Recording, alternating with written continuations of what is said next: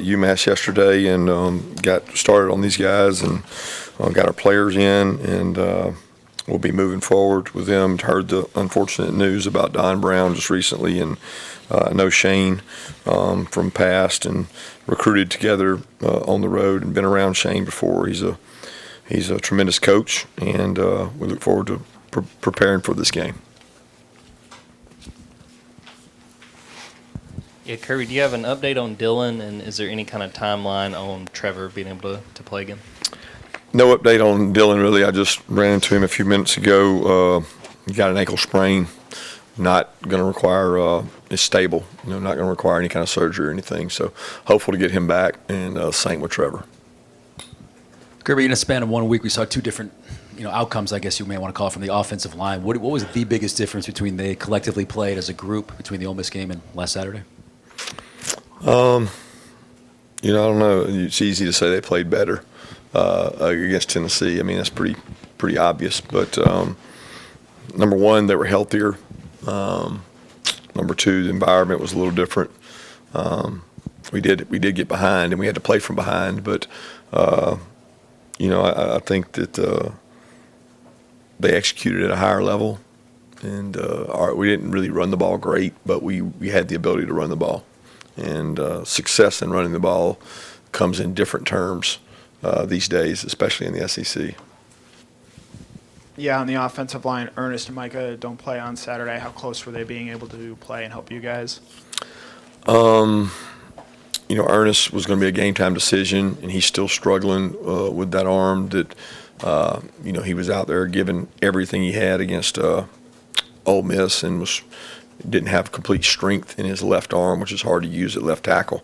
And we're hoping that he continues to gain strength. Micah was close to being able to go and might have been an emergency Saturday, but it's not completely healthy. But he's going to be out there working today and trying to get back in. Yeah, Coach, how'd you feel like Monroe Freeling played after watching the tape?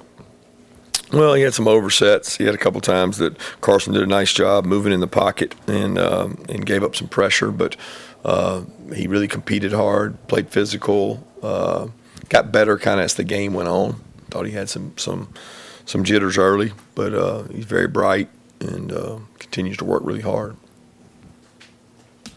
Coach, you guys didn't have any turnovers this past Saturday, but the ball did hit the ground a few times. How did you feel about the ball security in the game and kind of for the season, Well, it's funny because I look at it as a defensive coach when I watched our offensive tape, and I actually thought we had better ball security against Ole Miss than we did against Tennessee.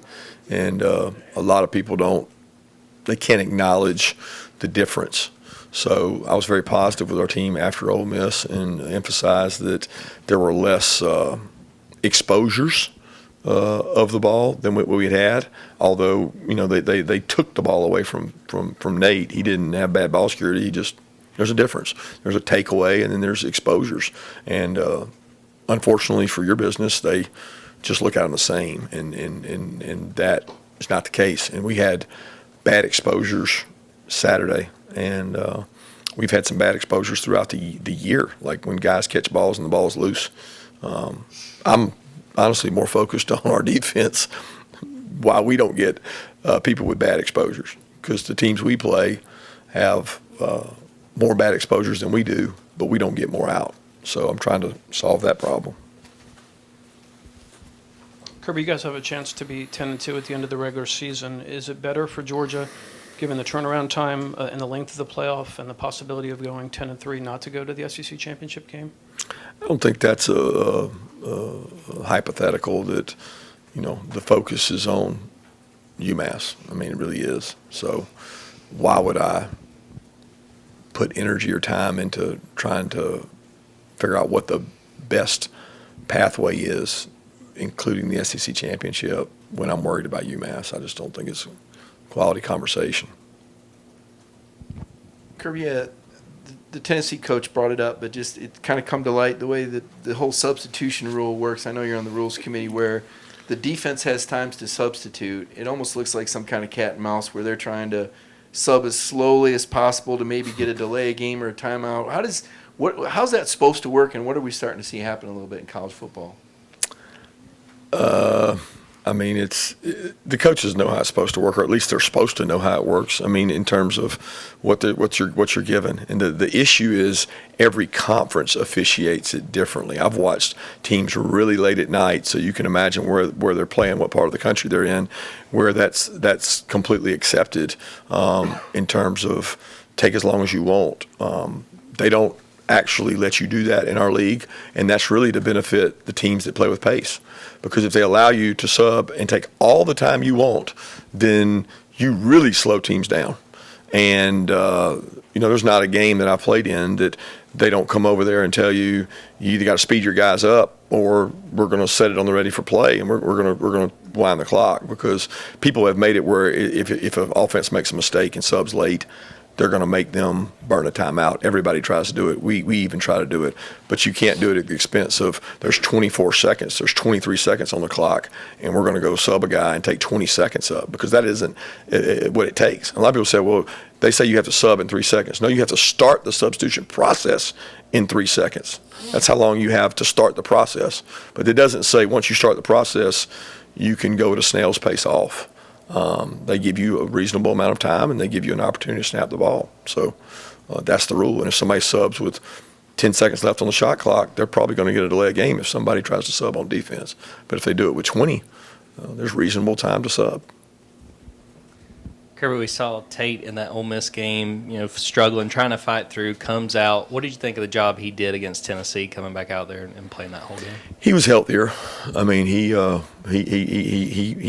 dinged his ankle in Ole Miss, and it was a tough situation that he felt he needed to try to go and help the team. And that's just what I respect about Tate is, some guys would say, well, I don't want to look bad. I don't want to I'll hurt my draft status. Tate said, I'm going to go out there and fight. I'm going to give you everything I got.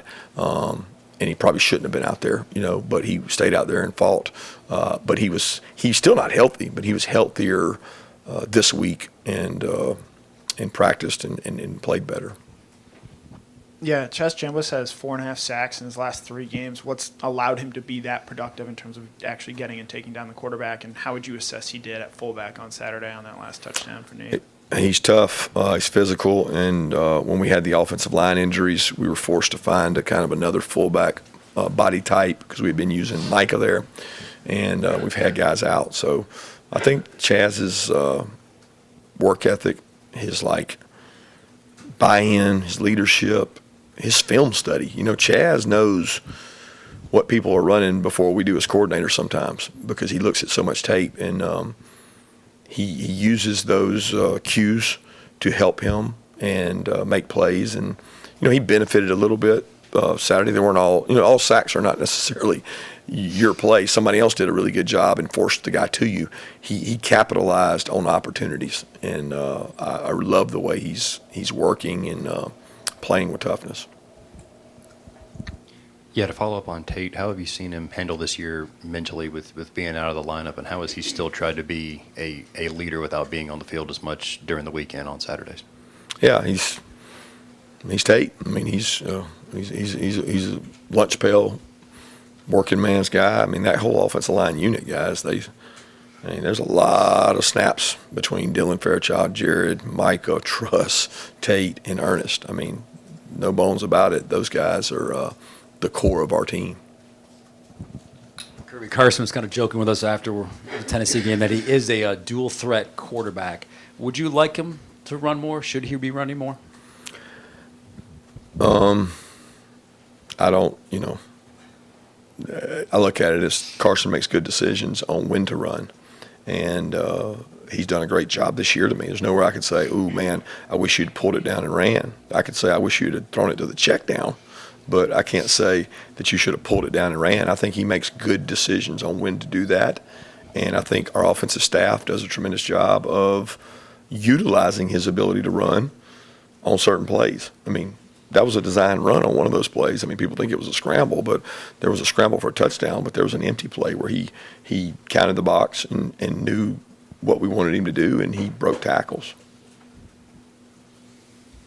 Kirby, Holly Rowe reported Trevor Etienne has fractured ribs. What's the recovery time for that? And I don't think I said Joenel Aguero. Is he dealing with something also? Yeah, Joenel had a pin, so he got injured in the Ole Miss game, but he's available to play. So he had to get I don't know the technical term for it, I don't have it with me, but he got a pin put in his hand, pinky, and was cleared to play, but was going to struggle to play in a club. And so he practiced last week and was available to play, but he didn't get to really use the hand real well. It was a little tender. So he's in the same situation this week, but he's post screw getting put in. So we think he's going to be closer to being able to play.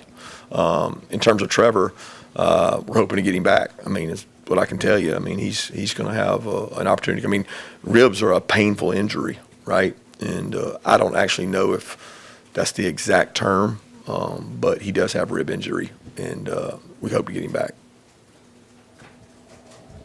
Kirby, given still those injuries at running back and Dillon, how valuable is kind of game reps for guys like Nitro, some of the Chauncey, maybe Dwight, this next game or two? Every rep's valuable. I mean, today's reps are valuable, tomorrow's reps are valuable, and guess what? Last week's reps were valuable. I mean, we had guys out there in practice. I mean, London Humphrey's dealing with a very tough injury and doesn't get to take reps hardly at practice. Cole Spears dealing with injuries. So when you start talking about these guys that have injuries that are preventing them from practicing, but they're able to play, who are we practicing at receiver? Because y'all probably think we're that London and Cole and these guys are taking the reps, and it's been a challenge to be creative in terms of how you practice and how you get guys to the game healthy, but also in shape. Because what's happened at wide receiver is our number of reps have gone up for the guys who are getting the reps in the game. So their volume has had to increase. I would commend Anthony Evans because he actually fought to come back early and took a portion of that rep load off, and he was playing his best football when he got injured. So he had a great off week before Florida. I think it was the week of Florida game when he went down. But all those guys are getting reps and getting better, and I don't necessarily qualify a game rep against UMass or next week's game as any more quality than I do today's reps we're going to get out there. Kirby, to the casual observer, looking out, seeing 3 tight ends on the field, seeing you use 4 tight ends in this past game, was that more of a game plan just for Tennessee, or is that a philosophical change for you guys, or is that just, hey, how they practiced in the week and let's get them out there? No, we have 13 plays every week. I mean, I think people mistake 13 for 12 and 11. We have the same plays in 11, 12, and 13. You're just in a different human beings in the same spot.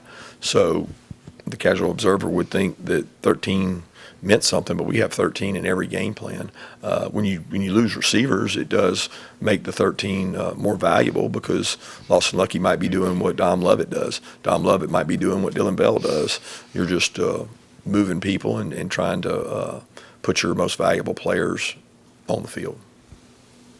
Coach, throughout this season, so many of the guys have said a key trait of this team is the resiliency. For people that watch it, they think of that on game day, but when you go through your process and throughout the week, where do you see that resiliency most effective? Yeah, I don't see it necessarily in the week of practice. I see it when things are really adverse, and we have adversity in practice, but not the same adversity in maybe stress levels as a game. So this team's been in some tough situations this year, and they've never cowered down from those opportunities. They've shown resiliency and they've battled back, and I think they do that because of how we practice, but I don't think they get a chance to show resiliency every day in practice. Coach, Daniel Harris came in after Julian had the OPI. That's just a case of Daniel just having been more consistent, I guess, during practice up to that time. Well, Daniel has been playing a lot lately. I don't know if you've been watching, but he's not. That wasn't just the only time. He's played significantly more in recent weeks because he's practiced better, and I thought his practice habits really began to change after Texas during that off week. I thought he stepped it up and had really good practices, and his playing time has increased since then. Kirby, you kind of alluded to this the other night about UMass playing another SEC team. Is that more valuable to you to watch film against those teams because they might have similar athletes to what you guys have? Yeah, they play multiple SEC teams. I think it's good because you get to watch how they played those teams. Now, unfortunately, sometimes those teams don't have the same schemes we do, so it's harder because maybe a Mississippi State is different offensively than we are. But yeah, it helps. It helps when the team they're playing is more similar to you, regardless of what conference they're in. But uniquely, UMass's quarterback's out, and so the guy that played against some of those games, they're using 2-quarterback system now with 2 different guys that aren't on those tapes. So it's a little bit you got to anticipate. Have time for one more question? Kirby, I got a two-parter for you. Mykel's stats aren't off the charts, but obviously he's an impactful player. I think he triggered that false start on what would have been a 4th and 5. Can you talk about his performance and also kind of see KJ Bolden all over the place, and what has he done and how has he grown as the years progressed? Yeah, starting with Mykel, I thought he had his very best week of practice this entire year last week. And, when you play Tennessee, it's sometimes hard statistically to get that to show because of the way they play. Their passes are really runs. They throw a lot of RPOs. Well, a defensive lineman is not going to affect RPOs because he's playing the run. But Mykel had his best practices. And, look, Mykel's evaluation is going to come by people that are out there at our practices because he's playing against an NFL-style offense every day at practice. And he had the guy was like – running to the ball, covered down extra, stayed after and worked extra. He was committed to getting back in shape, and I thought he had a great week of practice, and I thought he had a really good game too. Second part of that question is KJ. KJ's done a tremendous job he's very intelligent. He understands football. He has great instincts. He's gotten more confident as a player. Last week he had to play strong and free because of the tempo, and he didn't get to play just one position. And he played a lot of snaps for a freshman, and he continues to grow and get better. And I like his humility in the fact that he's a sponge. He's in meetings, he takes notes. He's not a know-it-all. He wants to get better. Thanks, Coach.